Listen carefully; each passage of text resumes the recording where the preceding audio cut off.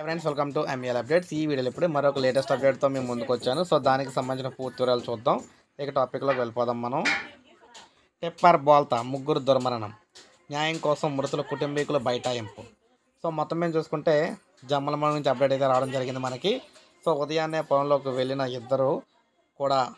ఇద్దరు రైతులను కూడా టిప్పర్ రూపంలో మృత్యు వెంటాడింది అనమాట. టిప్పర్ అదుపు తప్పి బోల్తా పడటంతో డ్రైవర్ కూడా అక్కడికక్కడే మృత్యువాత పడ్డాడు. ఒక్కసారిగా ముగ్గురు ప్రాణాలు కూడా అంత గాల్లోకి అయితే కలిసిపోయి. సో ముఖ్యంగా చూసుకున్నట్లయితే ఇలా ఉదయాన్నే 8 గంటలకు ఉదయాన్నే 8 మంది కూలీలతో పనులు చేరుకుంటున్న ధర్మాపురం గ్రామానికి చెందిన యనమల సుబ్బారెడ్డి, అలాగే పక్కన ఉన్న గొరికనూరు గ్రామానికి చెందిన కూలి పనులకు వచ్చిన తలారి ఓబులేసు, ఇలా వీరందరూ కూడా చనిపోవడం అయితే జరిగిందనమాట. డ్రైవర్ విజయ్ కుమార్తో పాటు వీరందరూ అయితే చనిపోయారు. సో ఇదంతా కూడా మనకి జమ్మలమడుగు నుంచి అయితే రావడం జరిగింది.